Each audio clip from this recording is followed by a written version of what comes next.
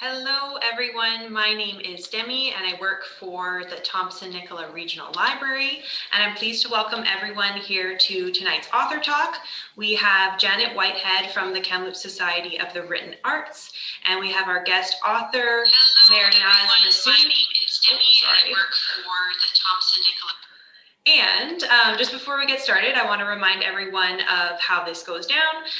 If you are in on Zoom and if you have any questions, please feel free to put those into the comments and I will make sure that Mehrnaz gets those questions.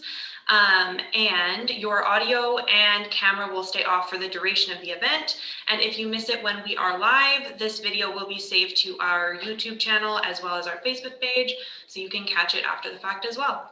So without further ado, I'm going to hand things off to Janet. Okay, thank you. Welcome.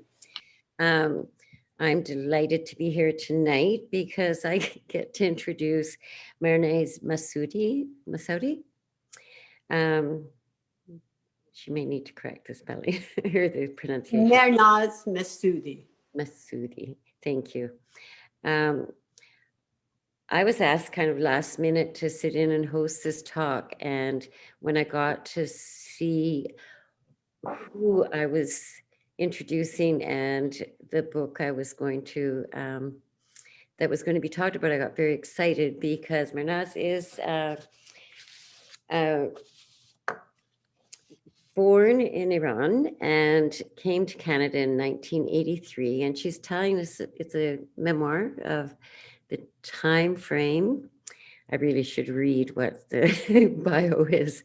I will actually. Just to say, just so I can get my excitement over with. I was excited because I had the amazing opportunity to live in Iran in the 70s, and I was absolutely delighted that I was now getting an opportunity to read more about it and meet her. And I got the book and I started reading, and she's captured me and taken me right back to that time. So just to say more about her, Mehrnaz obtained her, you immigrated to Canada in 1983. In the middle of after the Iranian Revolution, in the middle of the Iran-Iraq War, she obtained her Bachelor of Science degree from the University of Guelph, Ontario, and worked as a molecular biologist at Mount Sinai Hospital in Toronto and UBC in Vancouver. She integrates her science background with her knowledge of meditation to guide seekers toward new levels of self-love, courage, and inner tranquility. The memoir, Never Without Love, is a profoundly revealing narrative of her own life as an Iranian woman who escaped her beloved, war-torn homeland to find peace in Canada. So with that, welcome. I'm absolutely delighted to have you here, and I'll let you take it from here, Mehrnaz. Thank you so much, Janet. That was a wonderful introduction. I would really like to thank Kamloops Society for the Written Arts, Thompson-Nicola Regional Library for inviting me and putting this event. I also like to thank my publisher, Inanna Publications. We were chatting a little bit before, so I better get my throat a little bit moist with water.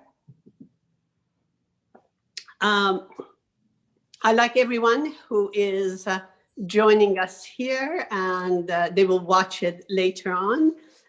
Janet, I would also like to take a minute to greet in Farsi. That's my first language, being born in Iran.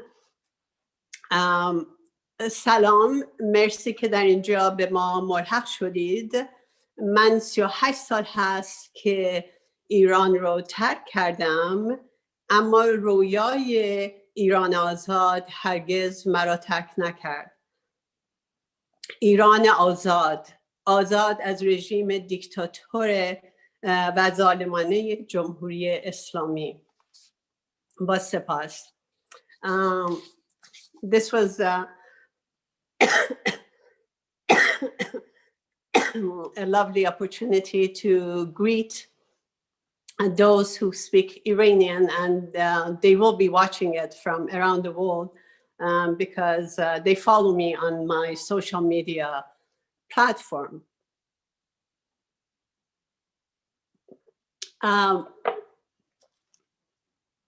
My memoir, Never Without Love, is my story. It's a memoir. And the reason I'm passionate about sharing it is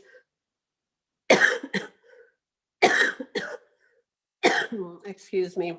The reason I've got my asthma has flared up.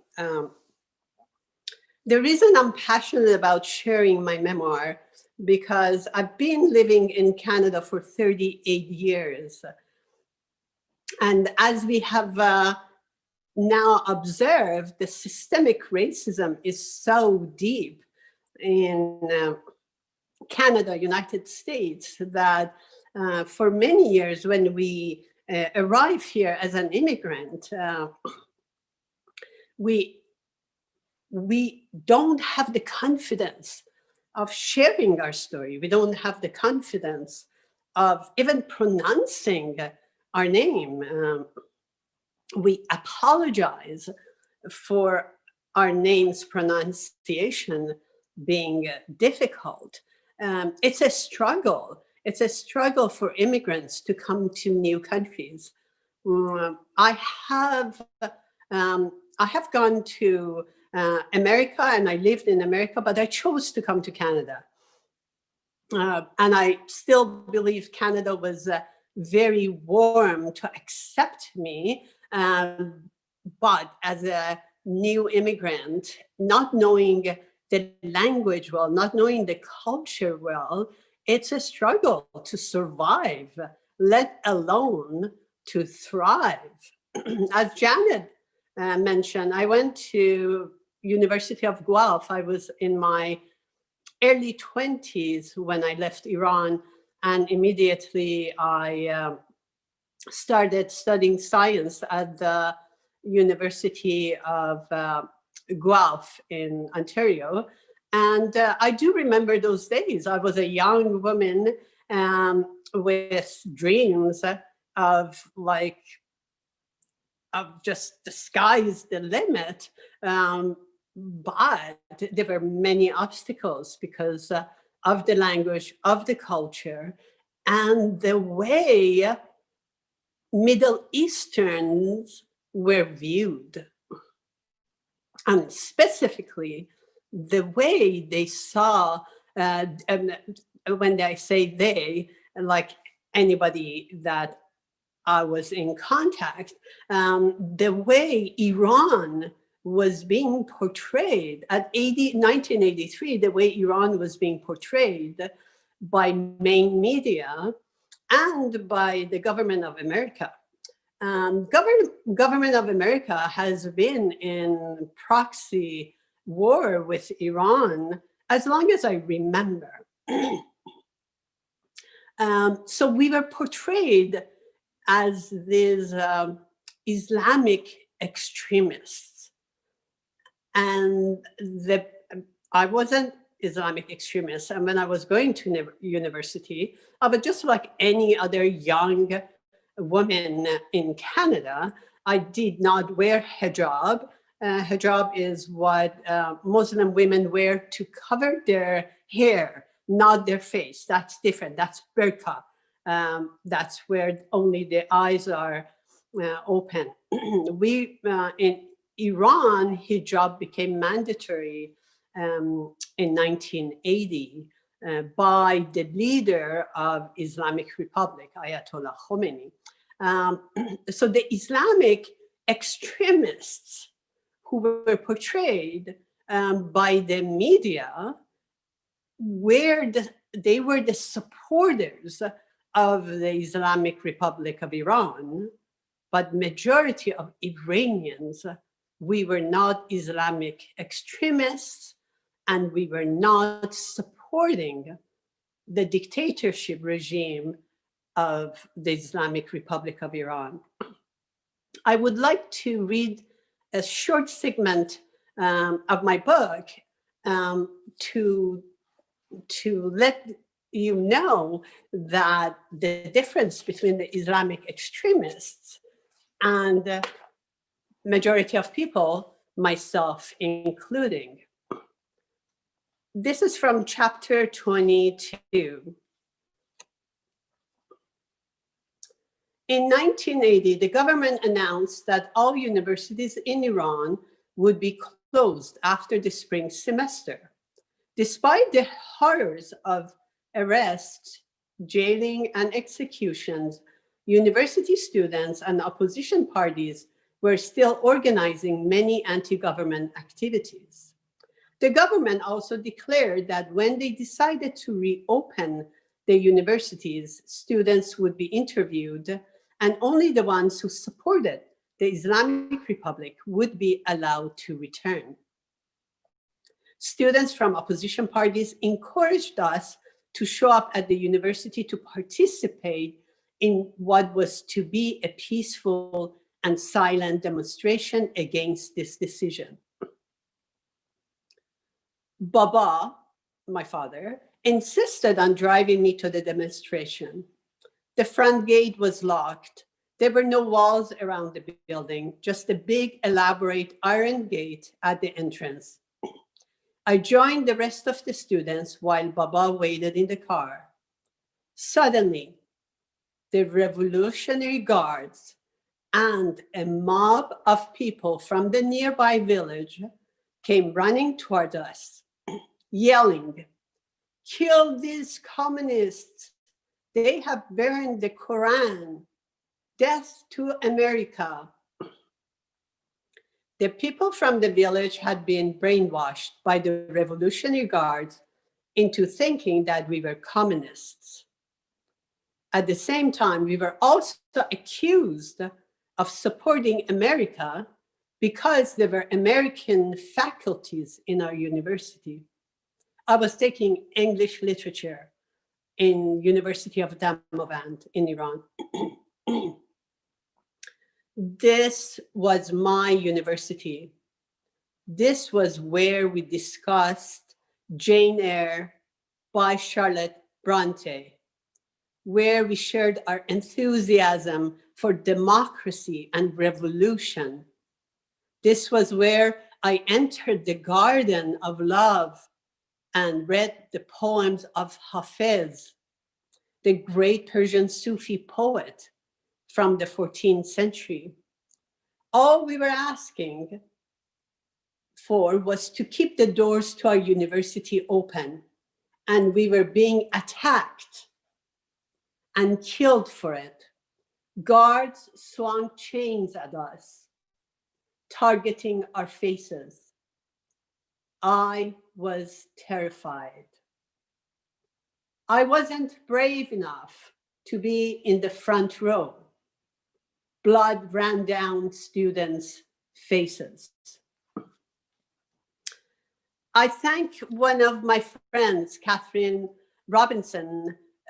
She told me, because I put on social media and I asked the friends who read my book which chapters they would like me to read from. Catherine texted me and said she finds this chapter really interesting, especially at this time that the mobs of Trump supporters attacked the Capitol. This chapter, this segment reminded Catherine how the mobs of Trump supporters attacked the Capitol, versus in here, the mobs who supported Islamic Republic of Iran attacked the university students. And when they said that they were claiming that we burnt Quran is the holy book of Islam. We were just sitting there peacefully and the mobs just attacked us. And the comparison that my friend Catherine reminded me of, that we were attacked by mobs, by the Islamic extremists, The sad thing about this, the mobs, these Islamic extremists, they were the government militia, official militia. They're called Iranian Revolutionary Guards, IRG. And if you know, last year, the administration of Trump killed the head of IRG. And that's one of the very important member of the regime of Islamic Republic of Iran. So in America, the mobs were arrested, they are being arrested, they're being put on trials. In Iran, the mobs have been in power for the last 41 years. For those who don't know Iran, who don't know Iranian, they believe that majority of Iranians are supporting this regime. Well, they are not. They are not supporting, but they are facing militias armed with weapons. So they have been many protests and against the regime, but they have been all silenced by killing them and arresting them. And the sad thing, the sad point about it, before the regime of the Islamic Republic of Iran, before the revolution, the Shah of Iran, Shah stands for the king, the last king of Iran, who was from the dynasty of Pahlavi. He was in power for over 30 years. Iran was stable. Iran was progressing. Women were promoting for women's right was being considered. Women were at university. Women were member of parliament. Women didn't have to wear hijab. It was by choice. And again, hijab is the headscarf that they cover the hair. Majority of women in the streets, they were without the hijab. And but the Shah of Iran in 1979, over a treaty for OPEC agreement for oil, disagreed with America and its allies. The Shah of Iran, in less than a year, was stripped from his power, and people were in the streets. I was a revolutionary, and the reason I was in the street, because even though the regime of Shah, life was good, but there were a couple of things. The regime of Shah did not provide for poor people. And you read some chapters in here that I witnessed myself, the poverty. I was fortunate enough that I was living, my family were wealthy, and I wasn't living with poverty, but I witnessed poverty. And also during the regime of Shah, there was censorship, no freedom of speech.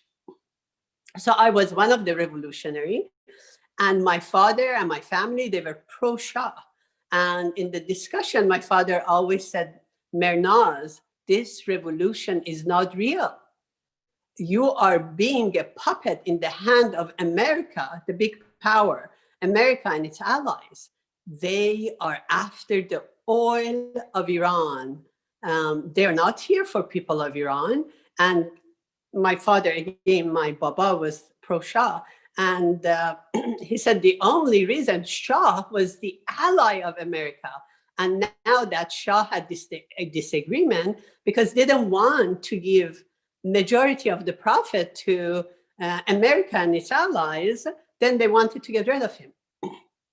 And also in that time, 1979, Russia invaded Afghanistan.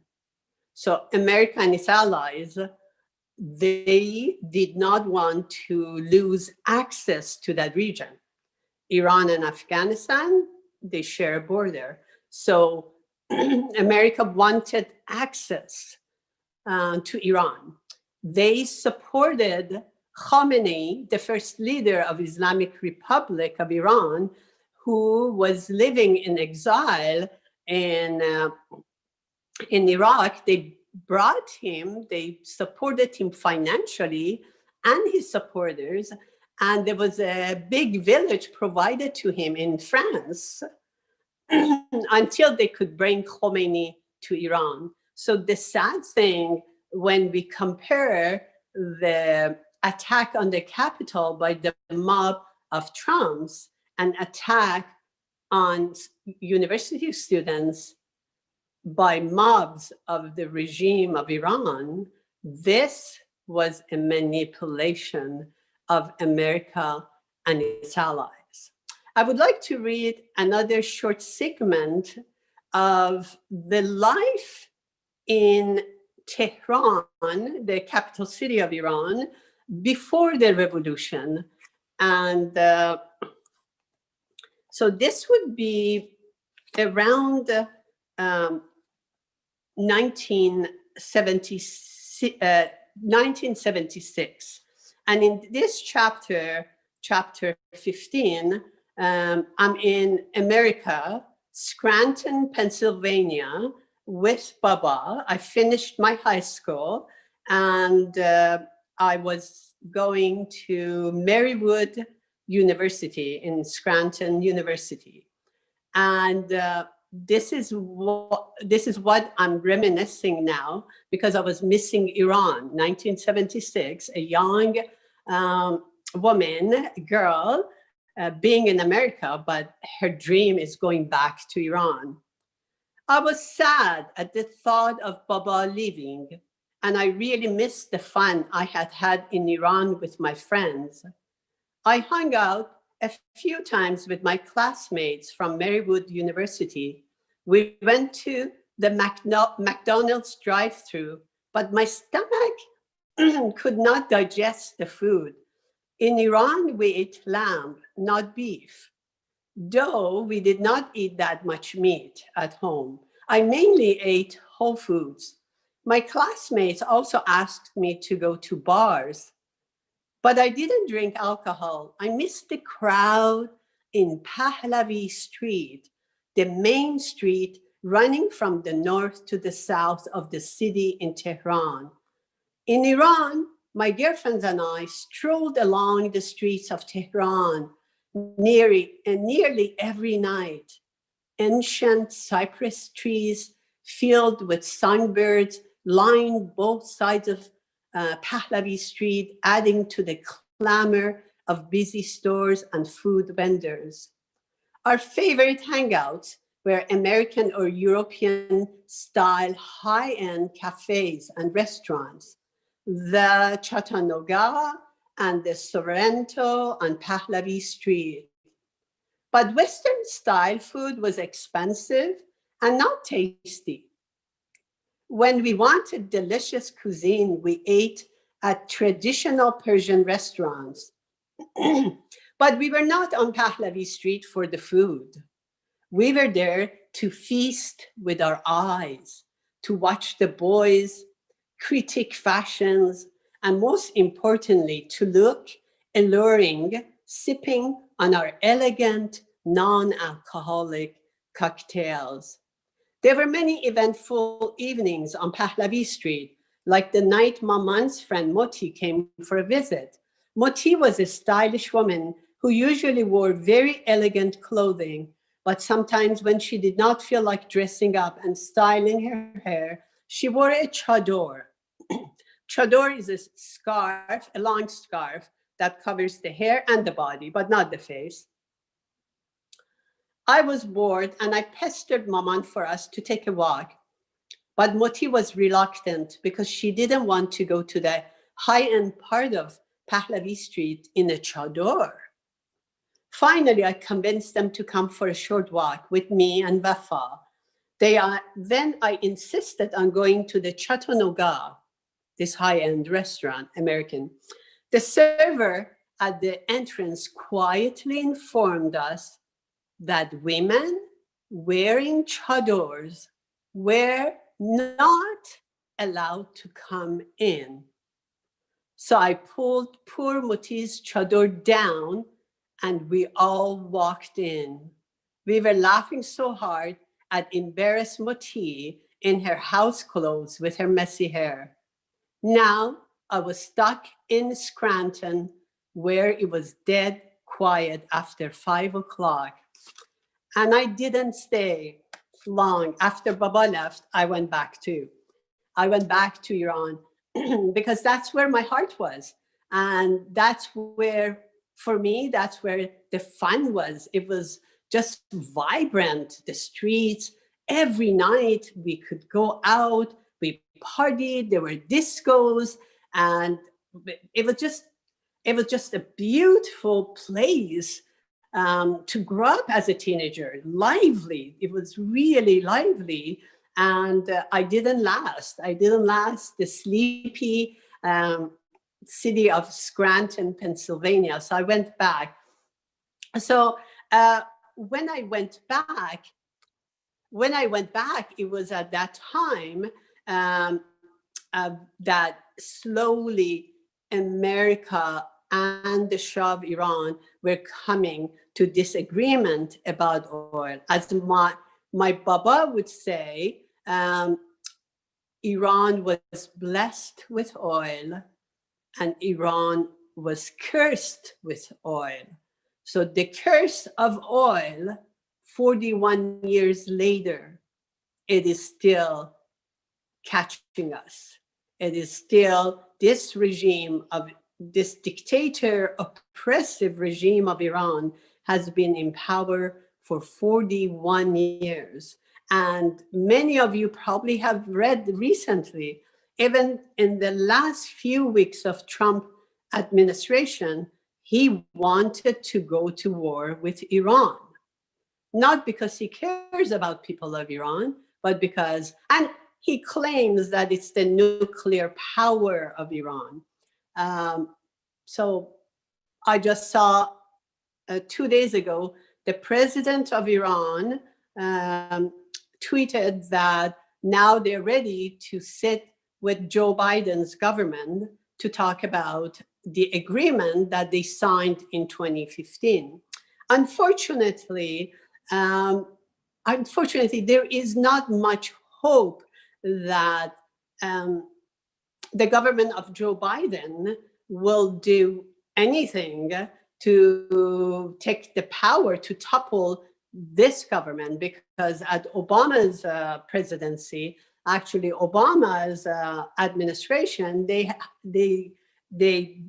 signed the treaty for nuclear power, and they had a good agreement with the government. So the regime of Islamic Republic of Iran became powerful during Obama's presidency. So we shall see. Well, I will never lose my hope that one day this oppressive regime of Iran will go away and the freedom comes back to my beloved homeland of Iran. So the part of my memoir is about what happened politically to Iran. And you also will read that I was forced to flee Iran in 1983. That's why I had not gone back to Iran. So that's one part of my journey. And the other part of my journey is my personal journey. It started with a struggle at the age of 4 when I was in an accident. There was fire and most part of my chest was burnt, and I suffered 3rd-degree burnt over my chest. And growing up as a young girl, that was devastating. You're aware that women with perfect body, they struggle with their body image.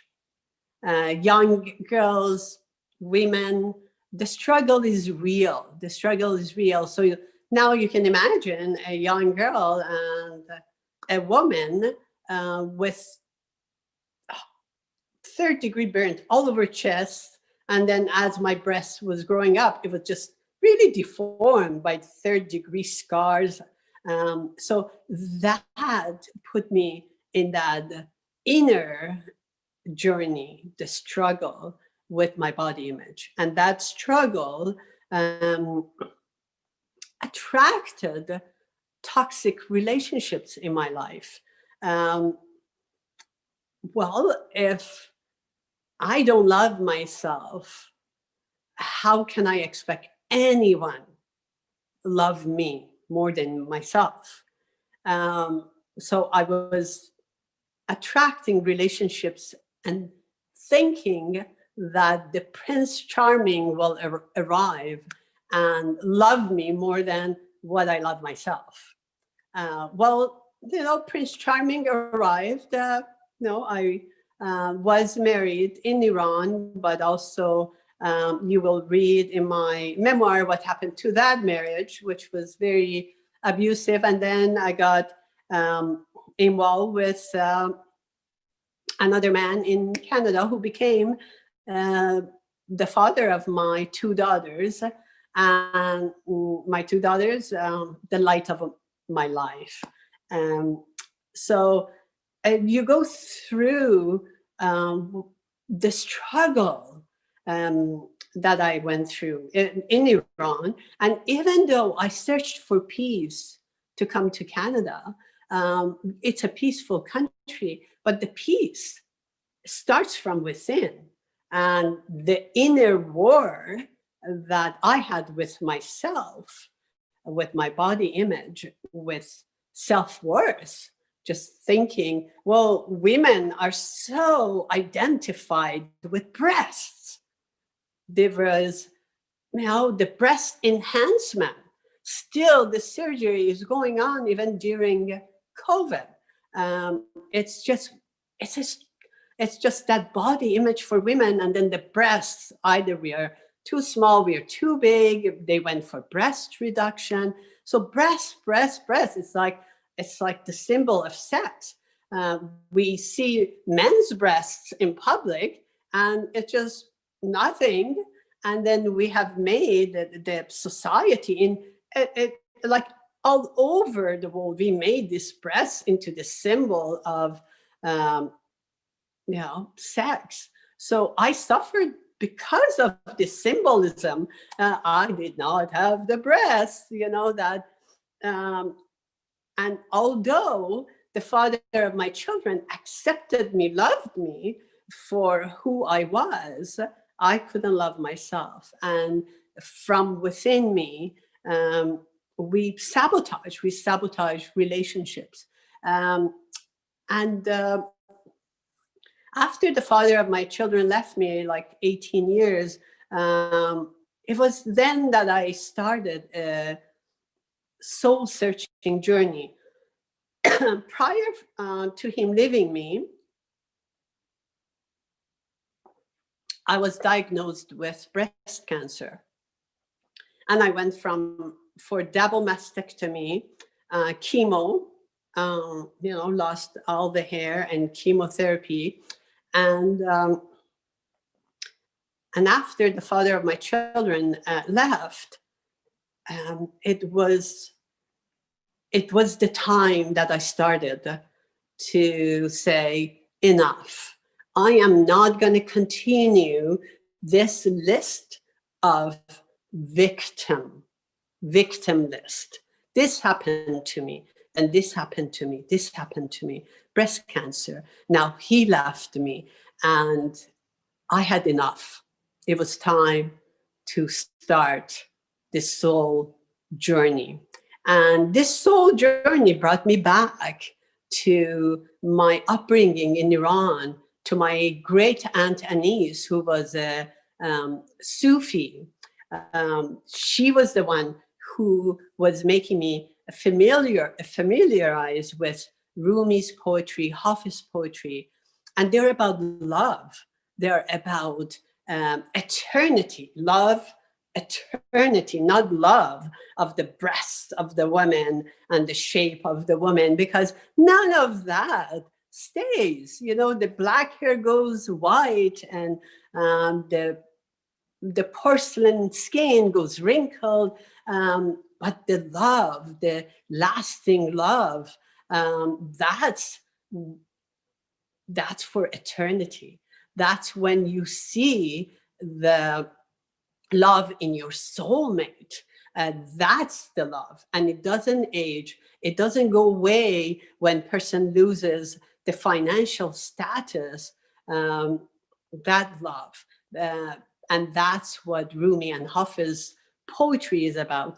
And Aunt Anise was the one who put me on that path, so I went back to that, and it was from there that I got to a point that I saw myself. I saw the woman I became, the mother I became. I saw the beauty within me. And I like to read this segment, which is the last chapter of summarizing this journey. My alarm went off. It was 5 in the morning. I boiled water for green jasmine tea, grabbed a wool shawl, and headed to the rooftop of the hotel. I'd been staying in Whistler, BC, and was planning to join the sunrise meditation led by David G. This was my morning routine during the 5-day Chopra's Seduction of Spirit retreat. I was there to learn from Deepak Chopra, who believes you are the universe. Each of us is a co-creator of reality, extending to the vastest reaches of time and space. When Deepak Chopra was asked about his spiritual teacher, he answered that he read Rumi every day. You are not a drop in the ocean. You are the entire ocean in a drop, Rumi. It was in that moment that I understood the true meaning of what great Aunt Anise had said to me when I was leaving Iran. Mehrnaz Jan, you make sure to take this book of Hafiz with you. It is an essential companion, especially in the land of no family and friends.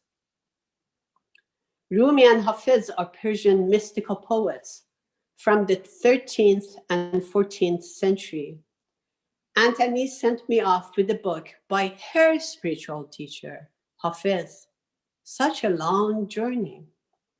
I wish I could show you, when you're lonely or in darkness, the astonishing light of your own being. Hafiz. This is the last chapter, the precious moment. So my journey has not ended.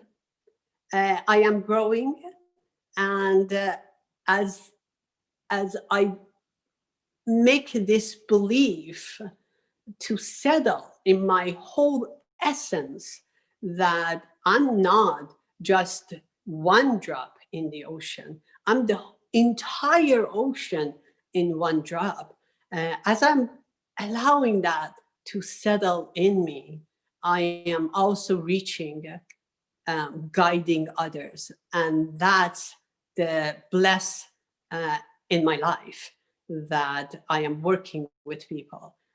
So when they're in darkness, I can show the brilliant light within them.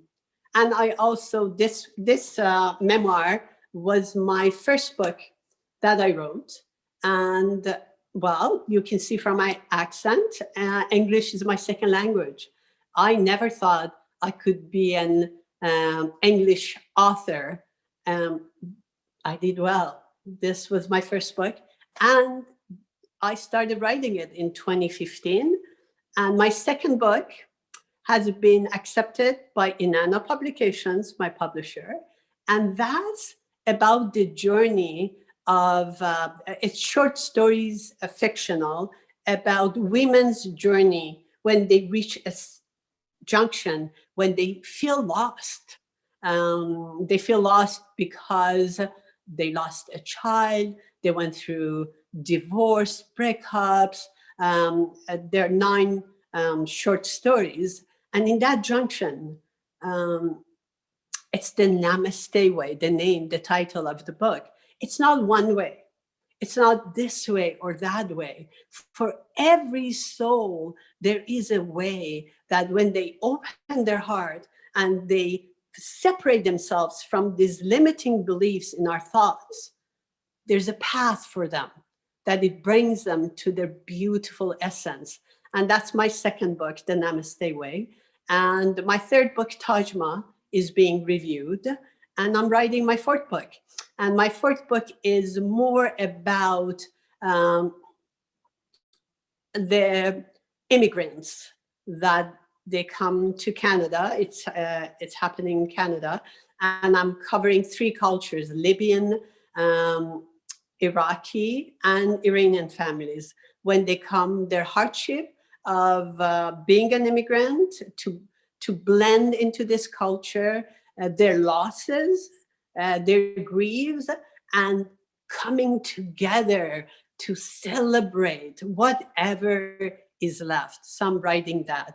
I thank you very much for granting me this time to share my passion.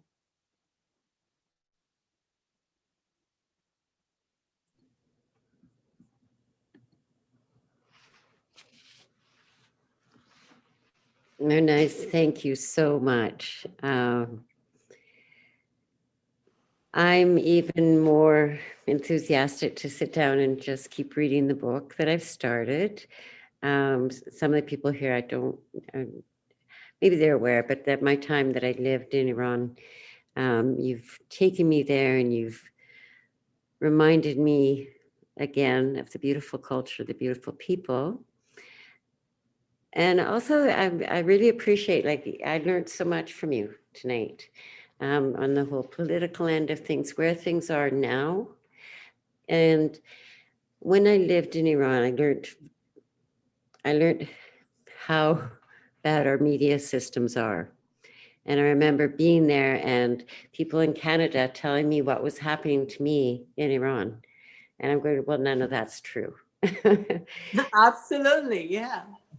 And so, I'm a skeptic when I do hear news, and it was really refreshing, although I wasn't what I wanted to hear about the culture, the political flavor there that is still there. But it was just so refreshing to get correct information.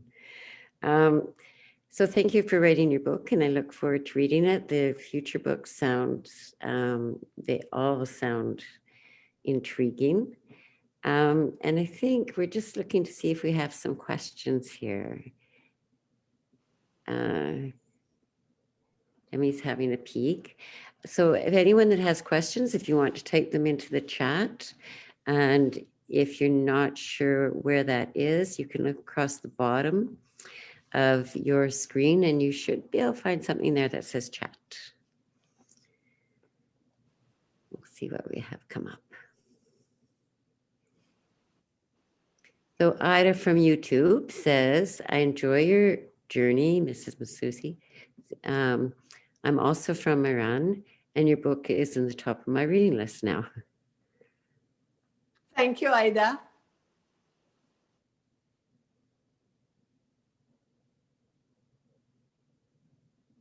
Let's see if we have some more questions come in. And I was also, I have Hafi's poetry. And I will be following you because you definitely have expertise that interests me. The whole Sufi background, where you're headed with self-love and helping others to find that. Are you actually are you a life coach? You, I am emotional healing coach. okay. So it's different from life coach. I don't do anything for their eating habit, for their exercises. It's more for their emotional well-being. And basically, I do use meditation, mindfulness, and I'm certified emotional freedom technique practitioner. And that's tapping, you might know the tapping. So I combine all of that with the skill of being intuitive. After, like, I believe people who suffer in their life, the more we suffer, the higher our soul evolves. And Janet, when you read my book, I did suffer. I did suffer. And so the intuitiveness of me with the EFT and meditation, I'm just very grateful that I can help. I can help my clients to see the light. That's it. Yeah, I do understand. We've got a question from Wendy Nordic, and Wendy, we know each other from way back. Was it difficult obtaining a publisher? Pardon? Oh, Wendy Nordic asks, was it difficult obtaining a publisher? Absolutely. And I wasn't an author.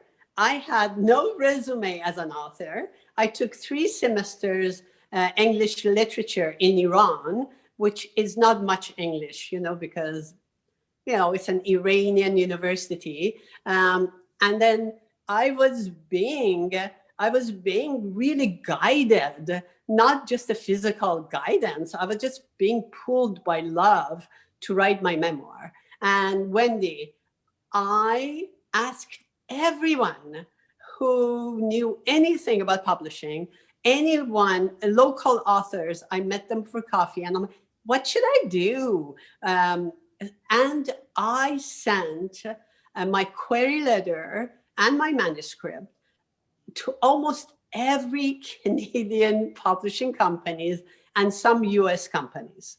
And I had so many rejection letters, so many. There were a few that they read and then they rejected. And thankfully, Inanna Publications at the time, the editor, Luciana, who sadly just passed away in December from breast cancer, she fell in love. She fell in love, like, with my memoir, and there was no hesitation. So it wasn't a matter of luck, it was the matter of love. I loved writing my memoir. I loved sharing it, and I just didn't give up. All those rejections, I didn't give up. There were times, I'm not lying, there were times I'm like, oh my God, who would want to publish? Because it's so difficult now to get a publisher. They don't have enough funding. By the time they pay to Amazon, they don't make enough money. No, I did have some limiting beliefs. I'm like, who wants to publish a memoir that I wrote in second language, like English as second language? But then, you know what? All you do is just sit and see that that's a thought and let it go away. And then you go to your soul, you go to your essence, and the love of sharing my memoir, it was so powerful that I didn't give up. Long answer. Short answer would be yes, Wendy. It was very difficult. Roya asks, what has been your biggest inspiration in life?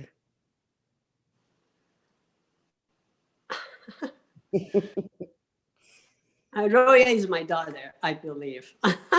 Oh, even yes. Roya, you might make your mom choke here.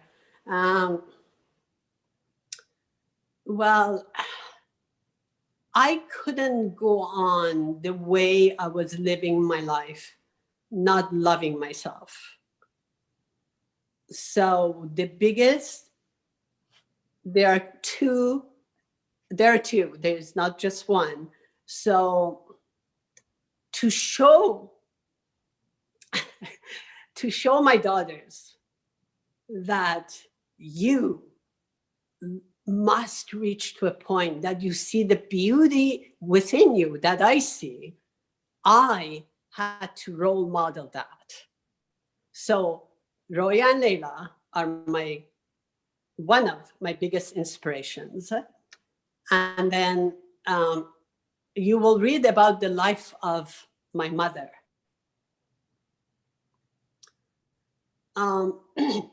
Maman. My mother was diagnosed with rheumatoid arthritis at the age of 30. Very debilitating. She was disabled. And to the last days of her lives that my daughters, Leila and Roya, saw her, they witnessed, she smiled. Her courageous soul is my inspiration. Thank you. Valerie asks how you came to live in Kelowna. Are you in Kelowna or Penticton? I am in Penticton. Yeah, I think same thing. She's wondering how you came to live there. Originally, I moved to Guelph. That's where I went to university. And then for job, I moved to Toronto. And in Toronto, it was a beautiful city, lively city, which, growing up in Iran, I do like that lively, big city lifestyle. But Roya and Leila's father and I, and that time we didn't have children, we wanted to have children. And I didn't find Toronto very attractive in the sense of being close to nature. Even though their father was from Toronto and was happy to stay, I wanted to come to Vancouver. I loved the nature, the mountain. I came once to Vancouver for a Christmas break, and I loved the mild climate too. So we moved to Vancouver. And once we were in Vancouver for 8 years. And then the first time we drove from Osoyoos to Penticton, my soul was telling me, this is the place. And when I moved to Penticton in 2005, with my daughters, when we moved here, I stopped by the Penticton sign that in Salish means stay forever. We blasted music and we danced. Okanagan is so beautiful. So this is home. This is home. Oh, that's beautiful. And I will take one more question here, I think. Michael thanks us, and he asked if you could explain the idea of Sufi. That's wonderful. Sufism originally was a branch of Islam, but they did not worship any prophet or holy book. It was you have heard of the dance of dervish, that they go round and round. They can do that for hours. They can just go round and round. So in that dance of dervish, it's like a whirlpool. They go into that trance, a whirlpool.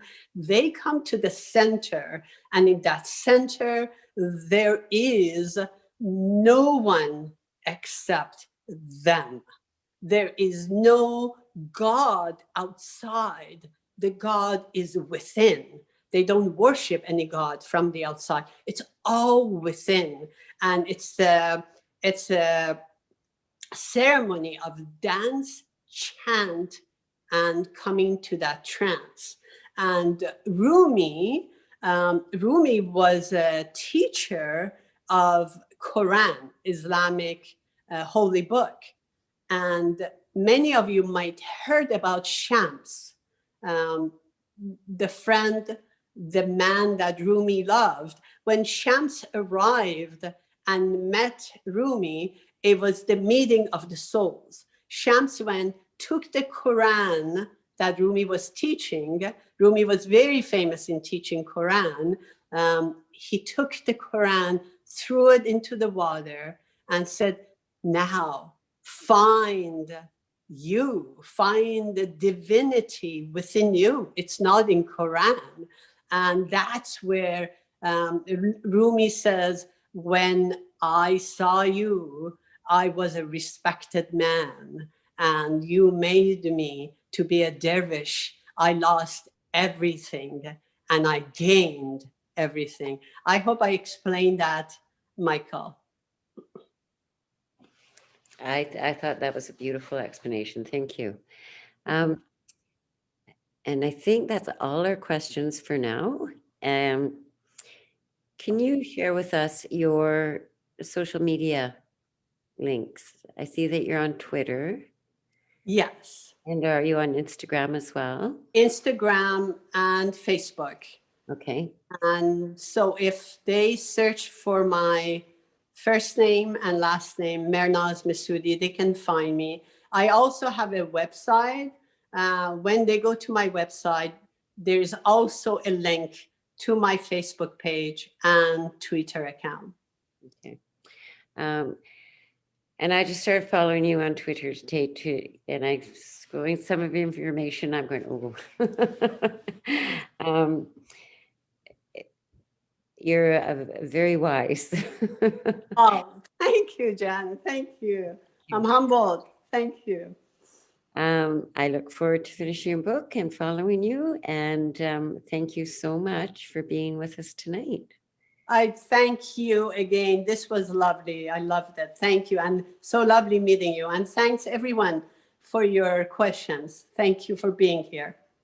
And you know, at the start tonight, I was going to say Salam Alaikum Hube. Well, look at that. You still remember that. I remember little bits. Yeah. Very good. And we know hardly any accent. Yeah. Oh, and Kodafis. Kodafis. Khodafis. Khodafis. Okay. Thank you.